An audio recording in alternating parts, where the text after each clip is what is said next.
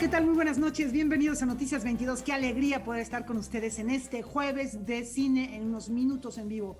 Julio López nos tiene toda la información, también vamos a tener artes plásticas, política cultural, entre otros temas. Y bueno, pues mucha información. ¿Qué tal, compañeros? Rafael García Villegas, Huemansen Rodríguez Hueman, ¿qué tal? ¿Qué tal, Laura? ¿Qué tal, amigos de Canal 22 de Noticias 22? Sí, tenemos mucho cine y también vamos a hablar de literatura, porque hoy en la mañana ocurrió algo importante que nosotros en este espacio siempre solemos ponerle muchísima atención. ¿No es así, Rafael? Así es, mi estimado Huemansin, ¿cómo estás? Hola, Laura Regis, en la traducción de lenguas de señas mexicana. Qué gusto que nos acompañen y como ya bien refieres, Huemansin, en efecto, el evento esperado del año, no solo para los amantes de la literatura, sino de la cultura en general, que en esta ocasión, por lo que todos estamos viviendo y padeciendo con esta pandemia, va a tener algunos ligeros cambios. ¿De qué se trata en el 2020 la Feria del Libro de Guadalajara? Aquí les contamos. De manera virtual, la Feria Internacional del Libro de Guadalajara se realizará del 28 de noviembre al 6 de diciembre. En 9 días, más de 300 escritores de 38 países ofrecerán más de 300 actividades en 10 programas. Muchos estrenos y transmisiones en vivo también podrán seguirse en nuestro canal de YouTube y en las redes sociales de la Feria y de la Universidad de Guadalajara, además del Canal 44, de Radio UDG y otras televisoras públicas de México y América Latina, entre ellas el Canal 22, que será una de las sedes virtuales de nuestra feria. Nos entusiasma presentar a ustedes un programa que celebra la literatura, la ciencia y la cultura, y nos unimos al festejo por el anuncio que hizo la UNESCO el día de ayer, al nombrar a nuestra ciudad de Guadalajara como Capital Mundial del Libro en el 2022. Lydia George, Premio Phil de Literatura en Lenguas Romances 2020. Salman Rushdie, quien por tercera ocasión estará en la FIL. María Fernanda Ampuero, Fernando Sabater, Luis García Montero, Nora Krug, Sergio Ramírez, Leonardo Padura, Marco Antonio Murillo, Rosa Montero, Julieta Fierro y Jorge Franco son algunos de los escritores que se reunirán de manera virtual en la feria. Todas las conferencias, conciertos y talleres serán gratuitos. Así lo destacó Marisol Schulz, quien reconoció el trabajo de su equipo para realizar la edición 34 de la FIL. Como ustedes saben, cada año nos visitan cerca de 20,000 profesionales del libro provenientes de 48 países distintos. Y esta es una parte sustantiva de la feria, por lo que este año también contamos con actividades fundamentales dirigidas a este sector. En primer lugar, quiero hablarles de nuestro mercado de libros, una plataforma que desarrollamos para que el público pueda llegar a los títulos de las editoriales que habitualmente participan en la feria. Desde nuestra página web se podrá acceder a 1,045 editoriales y librerías de 140 ciudades de 24 países, con una oferta de más de 9 millones de títulos. Además, se creó la plataforma Phil Negocios para los productores de la cadena de libro y se realizarán diálogos de la industria, en donde se reflexionará sobre los retos del sector. Al tomar la palabra, Ricardo Villanueva Lomelí, rector general de la Universidad de Guadalajara, destacó las felicitaciones que hizo la Cámara de Diputados por el trabajo que se hace en favor del libro y la lectura y adelantó que se trabajará en un programa con motivo del nombramiento de la ciudad de Guadalajara como Capital Mundial del Libro para 2022. Pues Guadalajara fue seleccionada por el Plan Integral de Políticas en torno al libro como concepto para desencadenar el cambio social, combatir la violencia y construir una cultura de paz para sus ciudadanos. Son 3 ejes los que la ciudad de Guadalajara mandó para el año 2022 para construir una cultura de la paz. La ciudad utilizará sus bienes culturales como bibliotecas, salas de lectura, librerías, editoriales independientes y su mundialmente famosa Feria Internacional del Libro para mejorar sus políticas de prevención de la violencia. Estos recursos se aprovecharán para poner los derechos humanos, la igualdad de género y la cultura de la paz al alcance de sus ciudadanos y, en definitiva, al libro como un componente clave para la transformación social. Noticias 22, Alberto Aranda. Bien, ahí tienen a este gran reconocimiento a la ciudad de Guadalajara y todo el trabajo que se ha hecho a través de la Feria Internacional del Libro en materia de edición y de literatura. Ya veíamos ahí entre las imágenes de lo que será esta FIL virtual dentro de algunos días, algunas semanas, que estaba por ahí Camila Sosa Villada. Nosotros les hemos comentado que ella ha sido merecedora del premio Sor Juana Inés de la Cruz 2020 a la escritora por su más reciente publicación, Las Malas. Hemos tenido la oportunidad de conversar con esta autora argentina sobre algunas particularidades de su libro. Las Malas es la historia de la tía Encarna, una mujer trans de unos 178 años, que se encuentra una noche un bebé en la zona roja donde está trabajando junto a otras travestis amigas y decide llevárselo a su casa, y a partir de la llegada de ese bebé empiezan a contarse historias de todas las otras travestis que la acompañan, que viven con ella o que la visitan.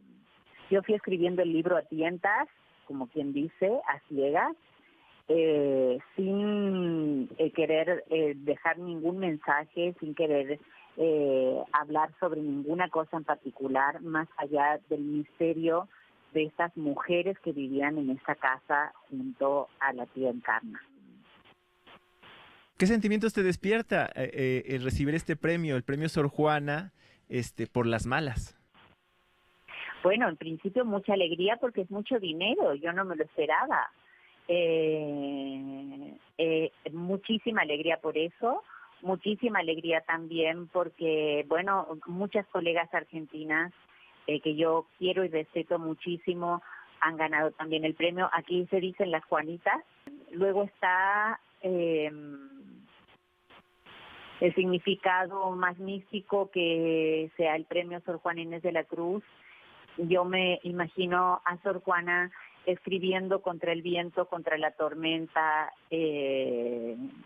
a escondidas, y ha sido lo que hemos hecho tantas escritoras, ¿verdad? Y tal vez las escritoras trans un poco más, estar delante de un tsunami y escribir sobre la arena. Yo creo que eso es muy significativo. Anoche nos enteramos del fallecimiento de Luis Zapata, autor de la emblemática obra El vampiro de la colonia Roma, que fue una pieza importante en el desarrollo de la literatura gay, llamada en ese momento ahora LGBT+. Para platicarnos acerca de la importancia del legado de este autor, nos enlazamos, estamos ya con Rafael Pérez Gay, periodista, escritor, editor. Rafael, muchas gracias por aceptar esta conversación. Una triste noticia, ya nos habíamos enterado de que estaba internado en un hospital de Morelos, que sufrió un infarto cardiovascular, y ahora pues ya tenemos desafortunadamente esta información. ¿Qué es lo que nos deja? ¿Cuál es la aportación a la literatura de Luis Zapata? Laura, gracias por permitirme decir unas palabras sobre Luis. Me apena mucho su muerte. Tuve oportunidad de conocerlo y tuve oportunidad de editar 4 de sus libros en la editorial Cal de Arena. Publicamos su libro La hermana secreta de Angélica María, Los postulados del buen golpista, ¿Por qué mejor no nos vamos? Y uno, pues relativamente hace algunos años recientes, en el 2014-15, Como sombras y como sueños. Luis deja una obra importante como dramaturgo y como narrador. Tú has dicho su emblemática obra El vampiro de la colonia Roma, y otra todavía más dura, más cruda, que se llama En Jirones. Perdónenme. Realmente la prosa de Luis a mí siempre me pareció que tenía la ventaja de ser culta y al mismo tiempo popular, de que podía ser experimental y al mismo tiempo muy seria. De hecho, El vampiro de la colonia Roma es un libro completamente que se publicó en 1979, es completamente experimental. Se trata de unas cintas, para quienes son muy jóvenes, antes se grababa en cintas y desgrababan las cintas de una conversación, y así está hecho El vampiro. No he creído yo nunca, aunque así se le lee ahora, Yo no creo que haya ni literatura gay, ni literatura feminista, ni literatura heterosexual, creo que solo hay literatura.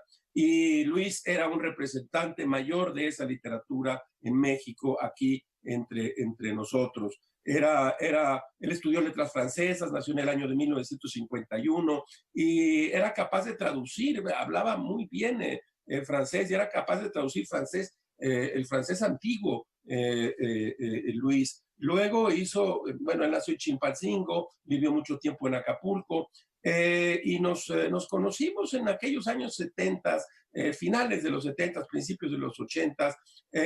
Su muy buen amigo José Joaquín Blanco ha escrito al menos 2 ensayos notables sobre él, y otro buen amigo que también murió en aquella época, que era Olivier de Broas. La literatura que en entonces se llamaba gay había tenido en Luis Zapata a uno de sus mayores representantes, Laura.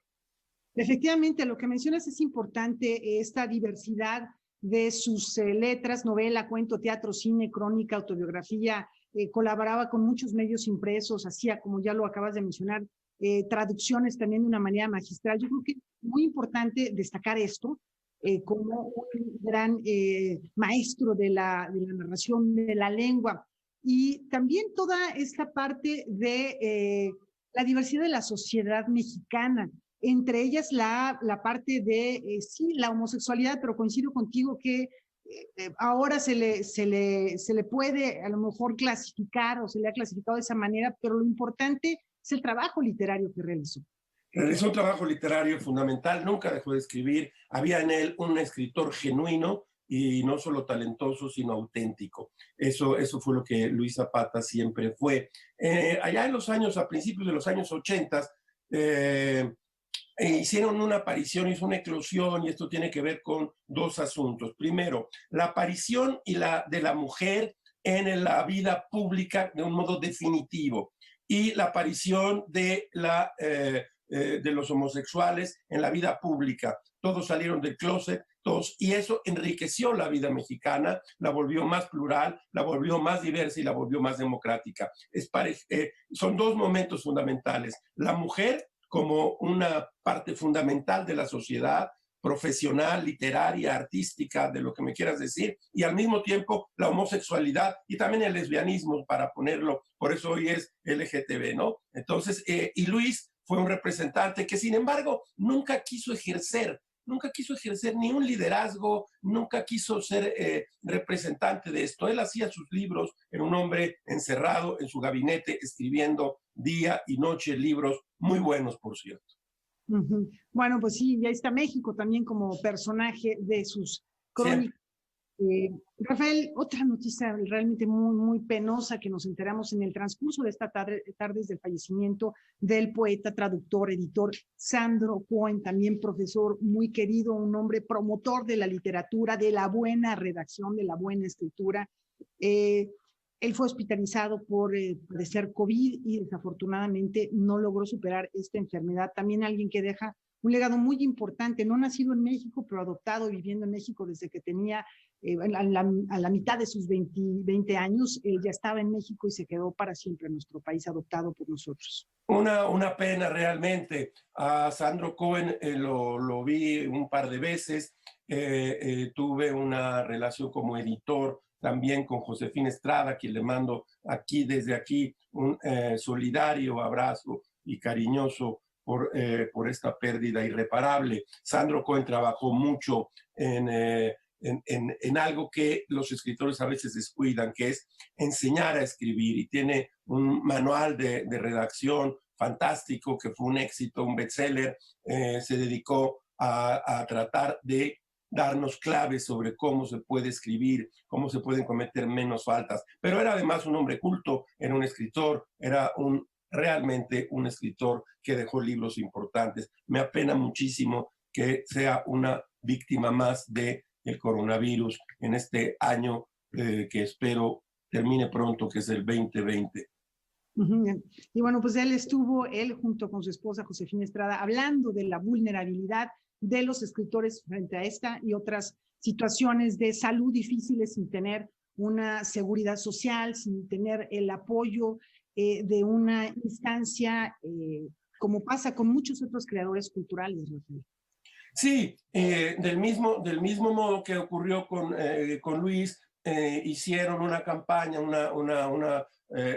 colectar entre los amigos en los que pudimos donar algo de dinero, porque, bueno, los hospitales son caros, las enfermedades son largas, y no solo es el dolor de tener a un ser querido tumbado en una cama, en una cama de muerte, sino que además puede quebrarte financieramente. Eso es una cosa difícil que aún no entiendo yo bien cómo se ha manejado entre nosotros la pandemia. Eso es un tema aparte, pero a lo que quiero decir ahora es que me apena la desaparición y la muerte de Sandro Cohen. Josefina Estrada publicó con nosotros un libro de cuentos, hizo una antología realmente notable de la obra de Ricardo Garibay, y teníamos algunos planes para el año que, bueno, nos tomó la pandemia por sorpresa, y teníamos planes, tanto Josefina Estrada como con Sandro Cohen, para que el año que entra hiciéramos algún tipo de libro con el toque de Sandro Cohen. Espero que sea ahora Josefina quien pueda hacerlo con nosotros en el futuro. Bueno, Rafael Pérez Gay, muchísimas gracias por estos minutos a leer tanto a Luis Zapata como a Sandro Cohen. Esa es la manera de recordarlos, la mejor manera de hacerlo. Un abrazo a Josefina Estrada con gran solidaridad. Y vamos con Rafael García Villegas. Gracias, Laura. Hasta luego. A la pausa. Muy atinados los comentarios de mi tocayo. Agradecemos que nos acompañe esta noche. El libro que se refiere es Redacción sin dolor, un esencial, no solo para los que estudian literatura, sino yo creo que para todos los que estamos involucrados en campos como el periodismo. Es necesario aprender a redactar, y esta es una gran recomendación. También de Sandro Cohen está esta novela que se llama Lejos del Paraíso, que les recomendamos ampliamente. Y vaya un abrazo fraterno tanto a la familia de Luis Zapata como de Sandro Cohen en estos momentos tan difíciles, y a seguir adelante. Como bien refieres, Laura, hay que leerlos. Vamos a una breve pausa, ya volvemos.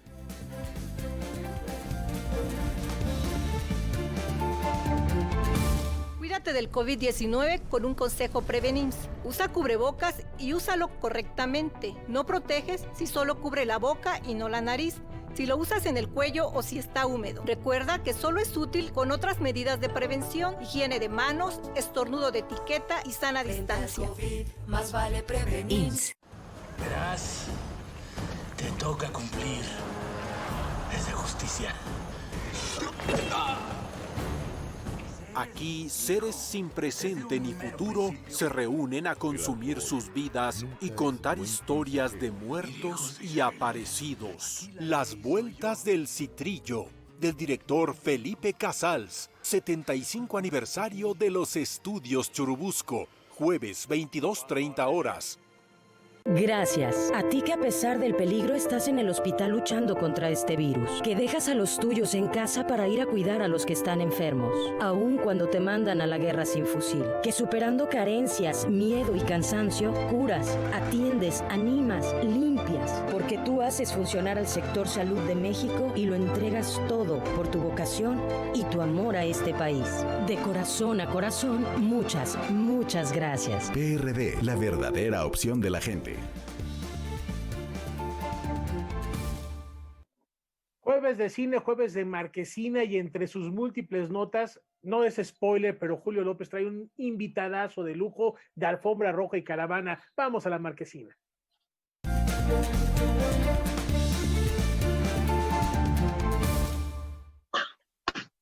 Rafa, Huemansin, Laura, amigos de Noticias 22, muy buenas noches. Pues sí, es jueves de cine, hay mucho cine y hay mucho cine aquí en Noticias 22. Vamos a empezar con un aniversario. Se inauguraron en el año de 1945 con la filmación de la película Morena de mi copla, de Fernando Rivero. Hoy cumplen 75 años los estudios Churubusco. Nivada presenta.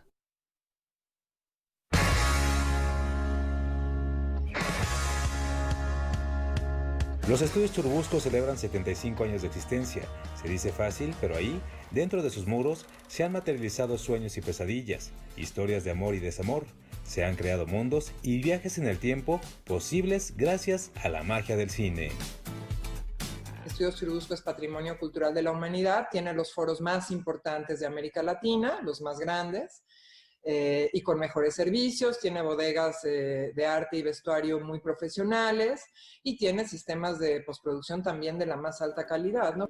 La pandemia puso en pausa muchas producciones y ese alto sirvió para poder devolverle el brillo a muchas áreas de los estudios Churubusco que lo habían perdido, como el laboratorio, donde se realizan todo tipo de procesos en películas de 35, 16 y 8 milímetros. La otra cuestión que estamos haciendo muy importante ahorita en tiempos de pandemia es dar mantenimiento y renovación a todos los equipos y salas de postproducción. Estamos renovando equipos, dando mantenimiento mayor, estamos dando servicio de muy buena calidad. El festejo por su 75 aniversario se realizará por la pantalla de Canal 22, con un ciclo de destacadas películas nacionales que incluyen Las Vueltas del Citrillo de Felipe Casals, Las Oscuras Primaveras de Ernesto Contreras, La Calle de la Amargura de Arturo Ripstein, Güeros de Alonso Ruiz Palacios y El Guardián de la Memoria de Marcela Arteaga. Los invitamos muchísimo a ver la muestra de coproducciones de Estudios Churubusco en Canal 22, que está haciendo un trabajo padrísimo, increíble. Les agradecemos mucho porque la verdad ustedes son nuestro festejo. Aquí se han filmado largometrajes como Apocalipto de Mel Gibson, Spectre de la saga de James Bond, y se sabe que parte de la nueva película de Alejandro González Iñárritu también se rodará en los Estudios Churubusco. Noticias 22, Julio López. Bueno, justamente hoy arranca este ciclo con Las Vueltas del Citrillo. El maestro Felipe Casals nos mandó un mensaje que dice más o menos así, que es una película consentida para él, obviamente, que escribió durante varios meses, y los diálogos fueron todo un reto. El habla popular era de una riqueza que hoy ya nadie recuerda. Dice que fue la primera película con un actor fuera de serie, Damián Alcázar, y con una promesa cumplida, Vanessa Bauche. Pero bueno, dice que nada es perfecto, y también fue la última película que rodó al lado del cinefotógrafo Ángel Godet, recientemente fallecido. Así que pues nos manda un fuerte abrazo el maestro Felipe Casals, y justamente para hablar de esta película nos acompaña el protagonista de esta historia, Damián Alcázar. Muy buenas noches. ¿Qué tal, Julio? Buenas noches. Pues ya lo decía justamente el maestro Felipe Casals, esta es la primera colaboración de varias películas en las que participa, y también lo decía en este mensaje, el reto era mayúsculo porque esta película está plagada de refranes y frases populares que muchas han caído en desuso. Sí, fíjate que entre los diferentes festivales a los que asistimos con esta película, nos encontramos con que les gustaba mucho, por ejemplo, a los colombianos.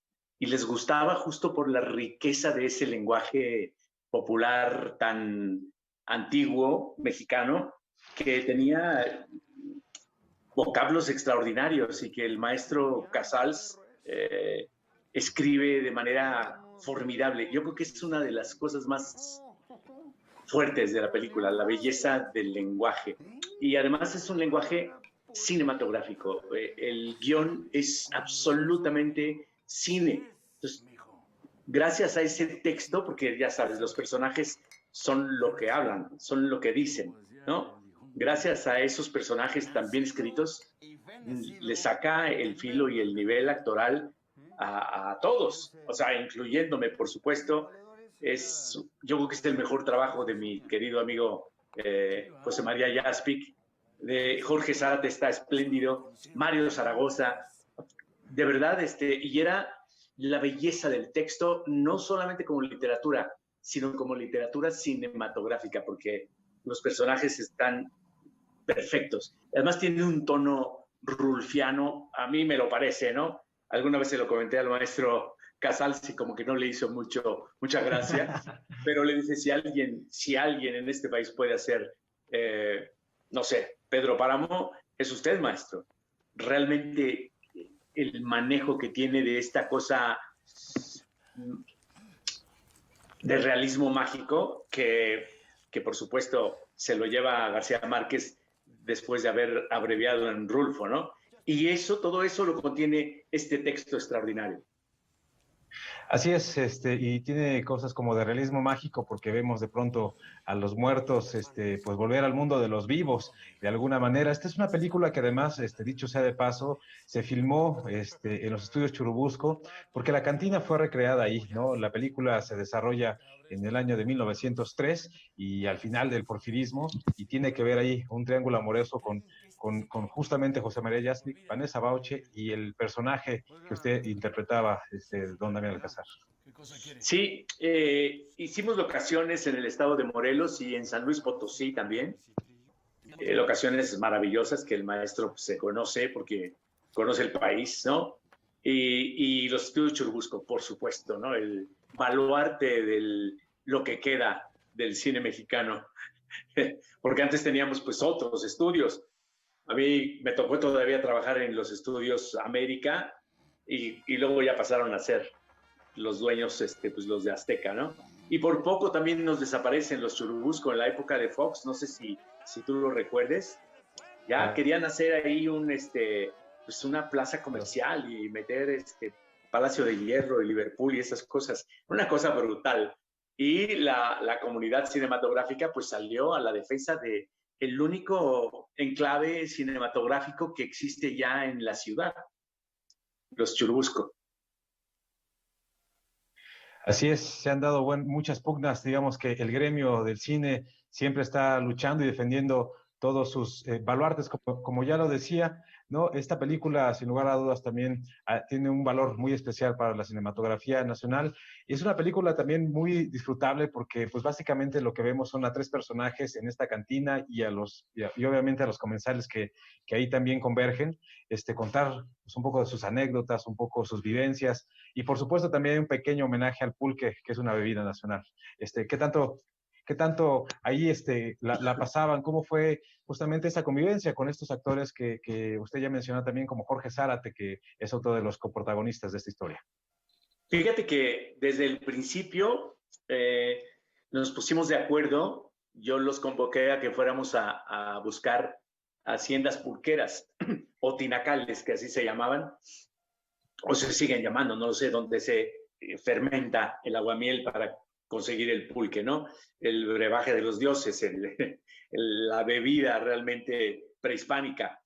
Y fuimos a Calpulalpan, en Tlaxcala, que es uno de los estados pulqueros por excelencia, Hidalgo, Puebla, Tlaxcala, el Estado de México, y Querétaro todavía tiene por ahí, Guanajuato, como que el centro del país.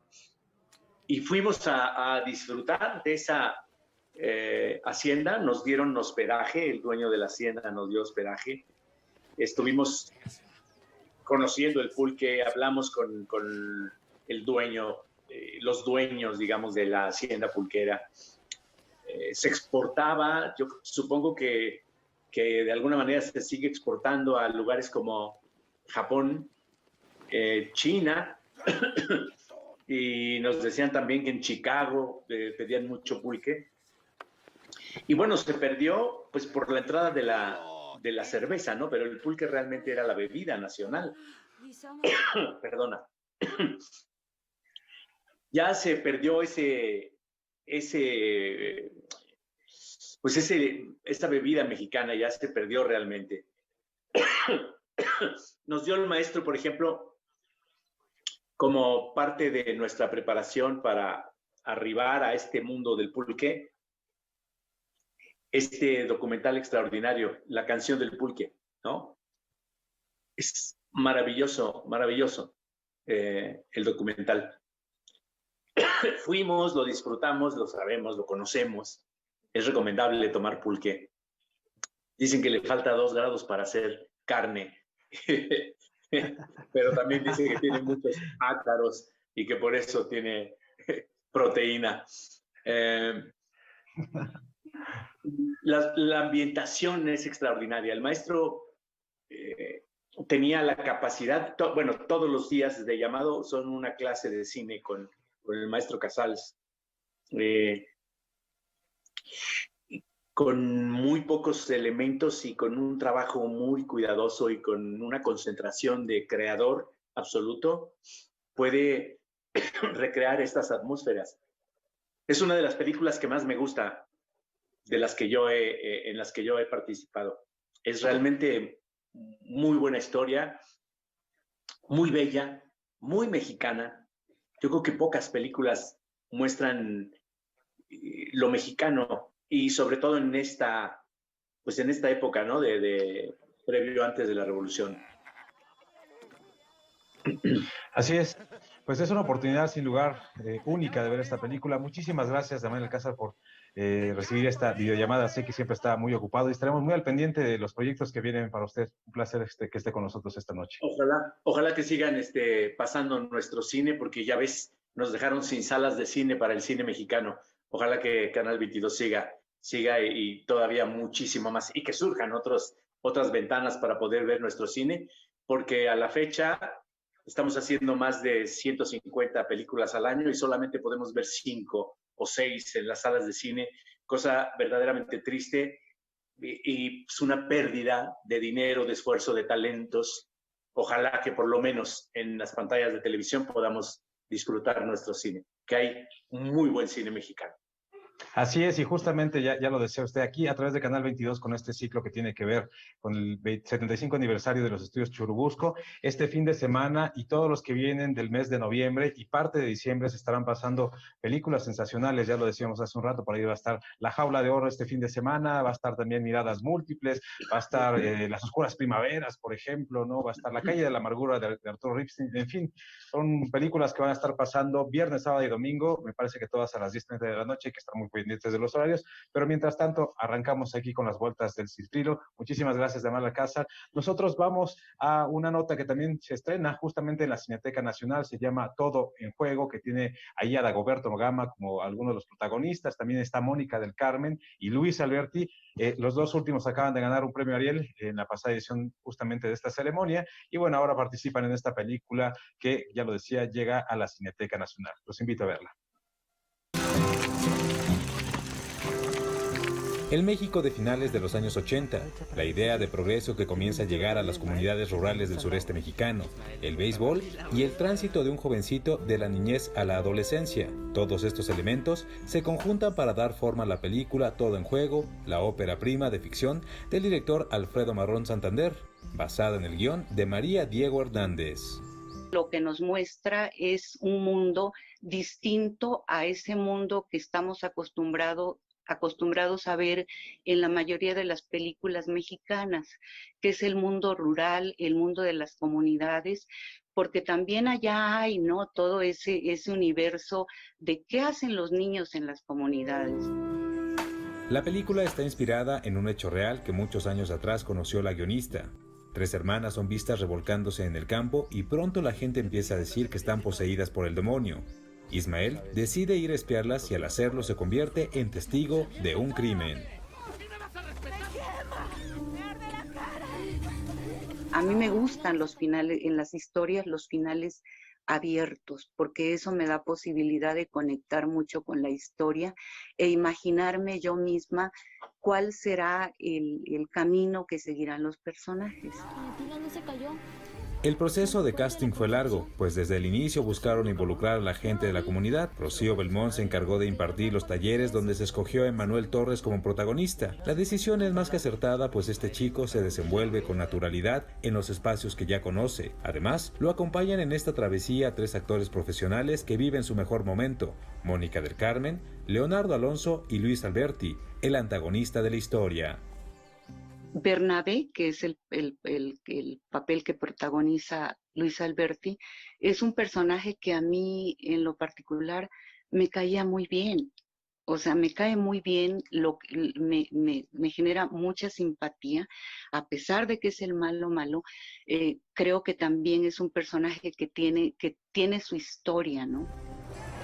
Todo en Juego tendrá su estreno este viernes 6 de noviembre en Cineteca Nacional. Noticias 22. Julio López. Bueno, pues ahí lo tienen, hay que estar muy pendientes porque este 2020 cierra fuerte con festivales virtuales, viene el Festival Internacional de Cine de Guadalajara, viene Los Cabos, viene Feratum, todavía está el Festival Mix, así que hay muchísimo que ver y muchísimo que hablar antes de que acabe este atípico 2020. Regresamos contigo, Huemansin. Muchas gracias, Julio. Así es, todo se está juntando en materia de cine. Si ya se juntaba, ahora más. Ya veremos cómo nos damos tiempo para todo ello. Gracias y nos vemos dentro de 8 días. Hasta luego. Chao. Es momento de hacer una pausa y como siempre hacemos una cordial invitación para que se quede con nosotros aquí en la señal de Canal 22 al término de este espacio informativo. Hoy en Debate 22, Jacaranda Correa va a recibir al periodista Juan Omar Fierro y también a Juan Alberto Vázquez, quien es autor de La secta que sedujo al poder en México. No se lo pierda. Terminando Noticias 22, hoy a las 21 horas, aquí por Canal 22. Hacemos una pausa, tenemos más a volver.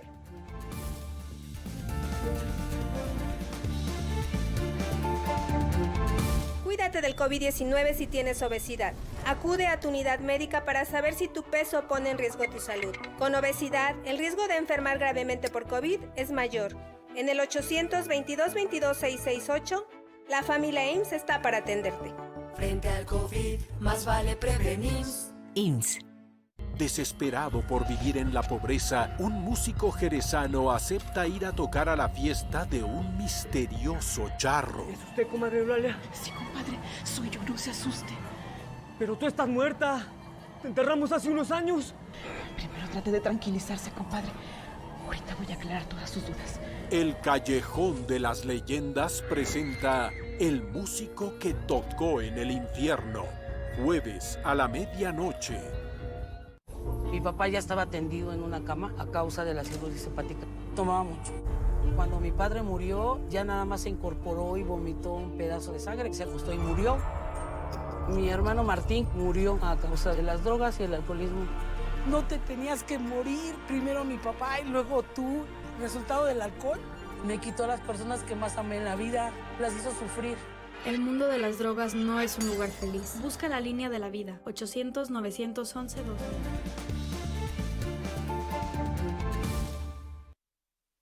En el contexto de la iniciativa México Creativo, la Secretaría de Cultura abrió un espacio para hablar de los beneficios del cooperativismo como modelo económico y también las posibilidades que provee a las familias mexicanas. Vamos a más información. Más de 8 millones de mexicanos trabajan en algún tipo de cooperativa.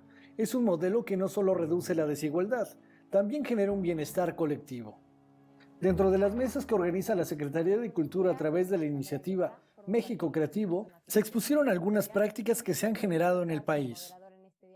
El cambiar la lógica colectiva de una lógica individual transforma muchísimas cosas y eventualmente eso genera relaciones mutuas de solidaridad dentro de la empresa y por ende un mejor buen vivir. Este modelo permite generar cooperativas de producción, culturales y de consumo.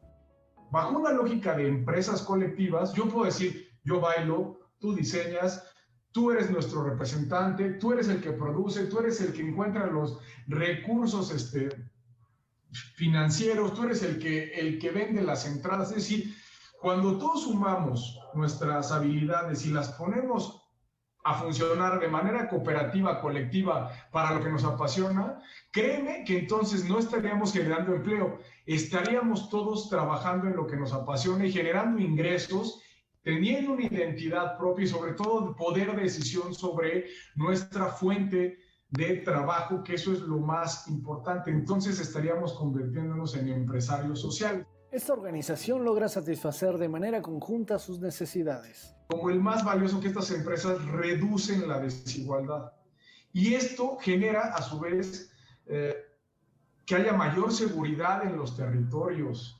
Porque la gente, pues no, o sea, estamos prácticamente en las mismas escuelas, los mismos espacios comunitarios, tenemos acceso a las mismas oportunidades. Y además de eso, genera relaciones de solidaridad, que es lo que nos importa, de una colaboración conjunta permanente. La mesa titulada Experiencias del Cooperativismo en México se encuentra disponible en la plataforma Contigo en a Distancia y en las redes sociales de la Secretaría de Cultura. Que visiten nuestra página mexicocreativo.cultura.gov.mx. Noticias 22, Óscar Cortés. ¿Se han preguntado alguna vez qué tan apegados estamos a nuestro entorno natural? Cómo la presencia, por ejemplo, del ahuehuete es un distintivo de las regiones que habitamos. Esto es lo que reflexiona esta noche Roberto Frías en La Región.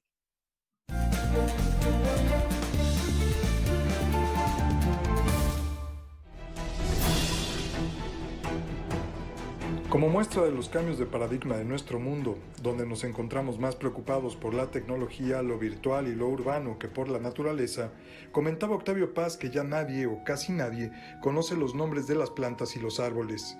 Ese mundo natural, aún dentro de la ciudad, nos es cada vez más ajeno. Para muchos de nosotros, la naturaleza ha dejado de significar algo esencial que se conecta con nuestras personas o formas de vida para convertirse, si acaso, en una referencia curiosa o un telón de fondo que aparece cuando decidimos ejercitar el cuerpo o relajarnos un poco o decorar la casa. La etimología más aceptada que se tiene de la palabra ahuehuete es la de viejo de agua, por la longevidad de estos árboles, que puede llegar a miles de años, y porque suelen crecer cerca de cuerpos de agua como ríos y lagos. La Ciudad de México fue rica en ahuehuetes. En tiempos prehispánicos se les consideraba sagrados porque se hacía una relación entre sus enormes dimensiones y las características de protección de los gobernantes. Según nos dice la doctora en ciencias por la UNAM, Aurora Montúfar, es una metáfora de lo que el tlatoani tenía que ser para su pueblo. Se le relaciona también con rituales de petición de lluvia y se estima que su corteza tiene propiedades medicinales. Se cree que Netzahualcóyotl en Texcoco y Moctezuma en Chapultepec sembraron ahuehuetes. El árbol del Tule, el de la Noche Triste, el árbol sagrado de Ocuilán de Arteaga en Chalma, el Sabino San Juan en Xochimilco, entre muchos otros, todos son ahuehuetes.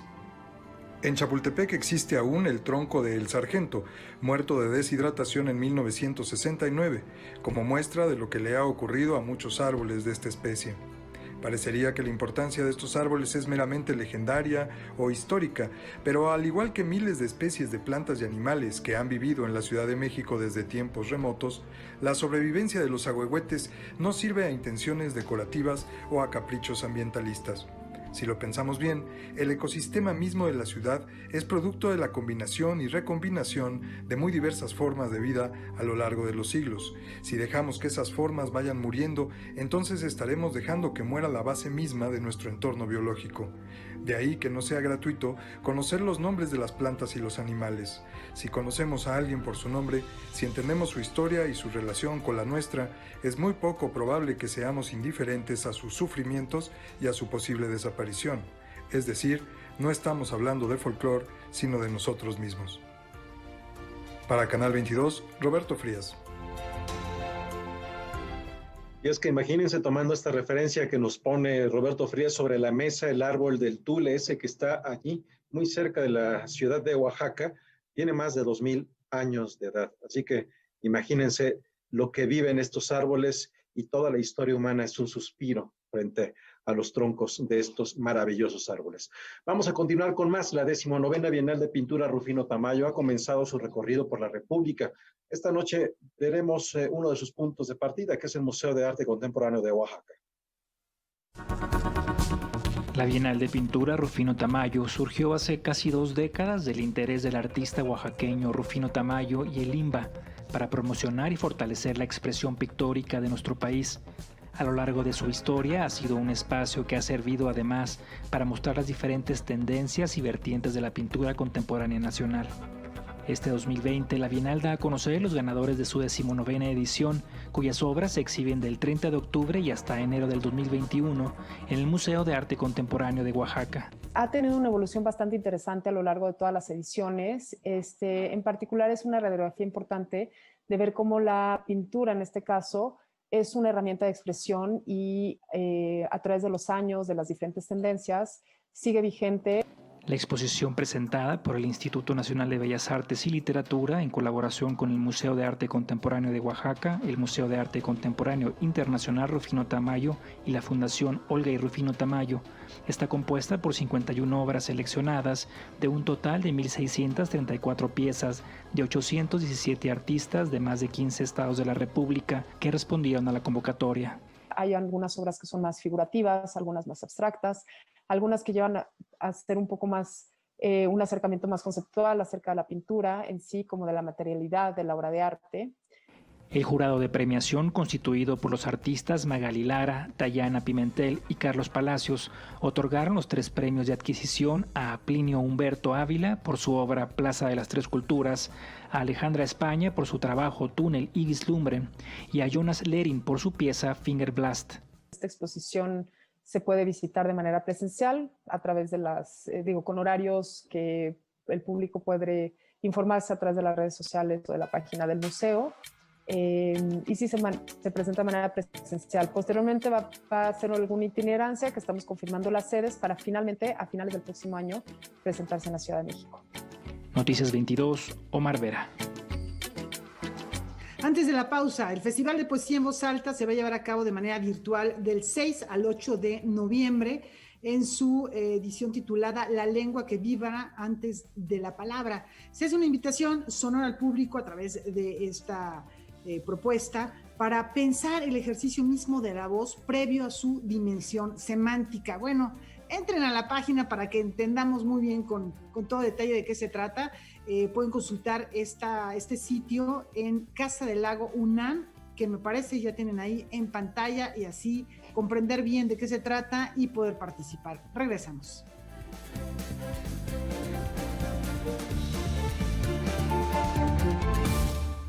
En el marco por el 11º Festival Contra el Silencio Todas las Voces, te presentamos ganadores y menciones honoríficas, Fronteras, Migraciones y Exilios. Macún, No llores, Dibujos en un CIE. De los CIEs se denuncia el mal estado de todo. A medio camino. La mayoría se dedica al mal llamado contrabando. Little LA. En Cinema 22, jueves 00:30 horas, por Canal 22. La cultura se ve en todas partes. ¿Qué tal? Muy buenas noches. Ya estamos listos para vernos hoy en punto de las 9 de la noche en Debate 22. Le hemos preparado un par de entrevistas que seguramente lo van a dejar con la boca abierta. Hoy hablaremos de NXIVM, la secta que sedujo al poder en México. Nombres de políticos, empresarios, periodistas en México que estuvieron vinculados con quien fuera su presidente Kid Raniere y quien hace unos días fue sentenciado a 120 años de prisión. Los espero hoy a las 9 de la noche aquí en Canal 22. ¡Sentenciado! ¡Termina el partido! ¡Victoria a los Dodgers! Mientras tu sueño siempre está en tu mente y luches por ella, pase lo que pase, y las cosas se logran siempre. Le doy un buen ejemplo a mi familia. Obviamente el mantenerme activo haciendo un deporte es importante. ¡Son los campeones 2020! Sería la forma más correcta de tener a un niño ocupado haciendo un deporte. Contra las adicciones, juntos por la paz.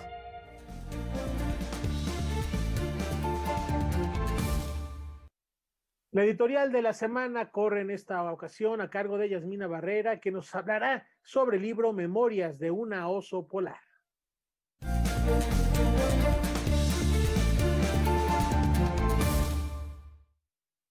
Saludos al auditorio de Canal 22.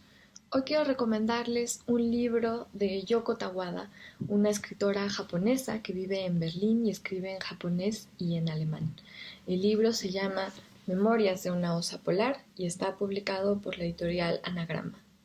Ya desde el título plantea algunos de los asuntos principales que tratará, como la memoria, la escritura autobiográfica y el lenguaje animal. Este libro entrelaza historias de osos polares y seres humanos en distintas épocas y en distintos escenarios.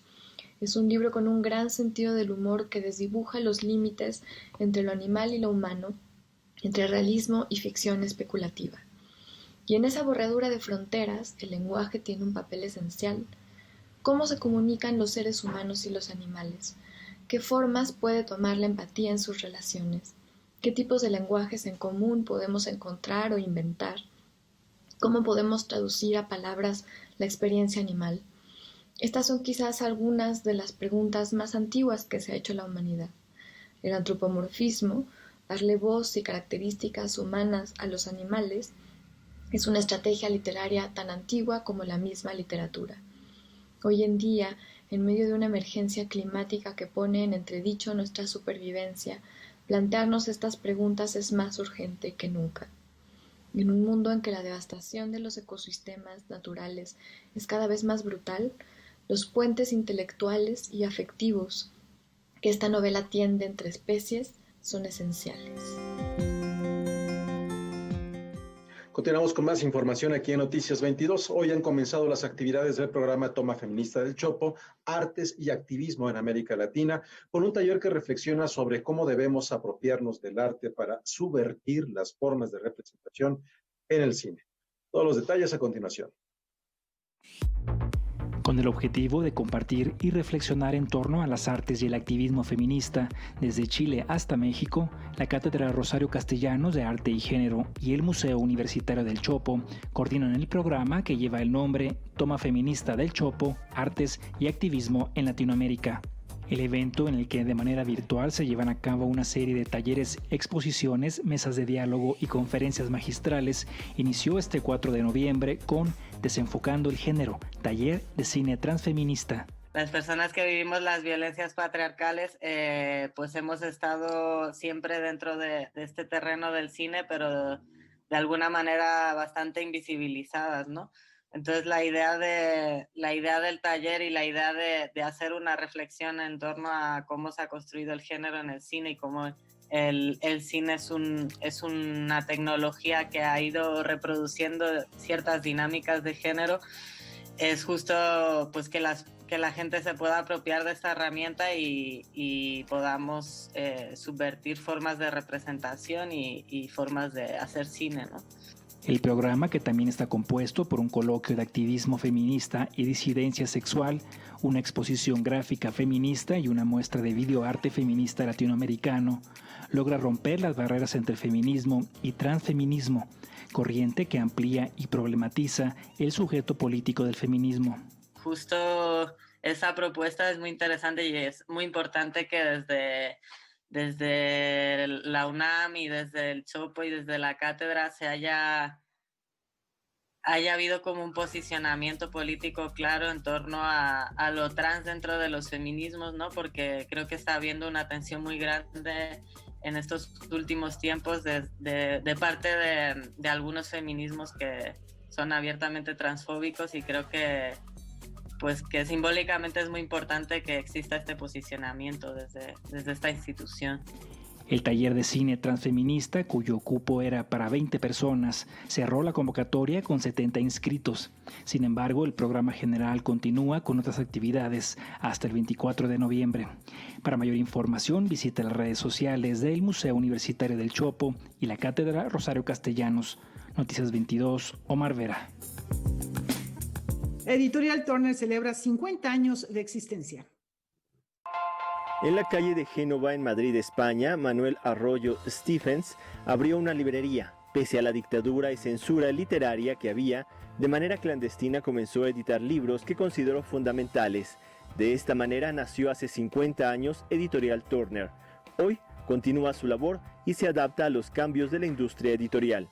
Turner tiene 3 actividades muy importantes y sobre lo que se basa nuestro modelo de negocio. Por un lado es toda la parte de la colección de las colecciones de ensayo que se distribuyen a través de librería, el mundo del libro de arte, del libro ilustrado, que tiene un modelo de negocio distinto pero que también entra en distribución, y el tercer apartado es todo lo que es el libro institucional. Y la pandemia, de alguna forma, pues lo que ha hecho es socavar muchísimo las fundaciones del libro de encargo, del libro ilustrado, con esas instituciones que regalaban libros en Navidad, pues justamente ahora se tienen que apretar el cinturón y por lo tanto lo que son los presupuestos que tienen los departamentos de comunicación, de marketing, pues los han disminuido muy mucho, y entonces ahora justamente es algo que nos tenemos que reinventar. Sobre las actividades por el aniversario, planean sacar nuevos títulos novedosos y el lanzamiento de la colección AZ. Vamos a sacar adelante una nueva colección, una colección que se llama AZ, que es una colección que veremos a partir del 2021, a principios del 2021, donde lo que va a ser es un contenedor de los libros más importantes de la editorial. Estamos pensando, por ejemplo, en La invención del color de Philip Paul, que fue uno de los primeros títulos que arrancó la colección Noema, o podría ser, por ejemplo, Decadencia y ruina del Imperio Romano o La historia de Roma. Es decir, grandes libros, grandes clásicos que han tenido, que realmente la editorial ha crecido gracias a esos títulos y donde se crea una mutua dependencia del libro editorial libro, sin olvidarnos evidentemente del lector. Además, para el 12 de noviembre comenzarán una serie de charlas sobre temas de actualidad. La primera será sobre la fragilidad de la democracia y su futuro. Es justamente sobre un libro que acabamos de publicar de una escritora norteamericana, rusa-norteamericana, que se llama Masha Gessen, y es un libro sobre la autocracia y sobre lo que es algo que ella enfoca mucho en lo que está pasando con Trump en Estados Unidos, pero son esos líderes de alguna forma que terminan siendo todopoderosos, sin equilibrios de poder, o que en el caso de Estados Unidos ponen a prueba lo que es el balance de poderes, y justamente son personajes arrolladores y personajes que de alguna forma pues pueden ser sumamente preocupantes o una amenaza a lo que es la democracia. Noticias 22, Alberto Aranda. Y a 125 años de su natalicio recordamos al compositor y pianista franco-alemán Walter King, que a los 16 años ya tocaba de memoria a Mozart, a Bach, a Schubert y a Schumann, y esta es una de sus obras principales, la sonata para flauta y piano. Muchas gracias.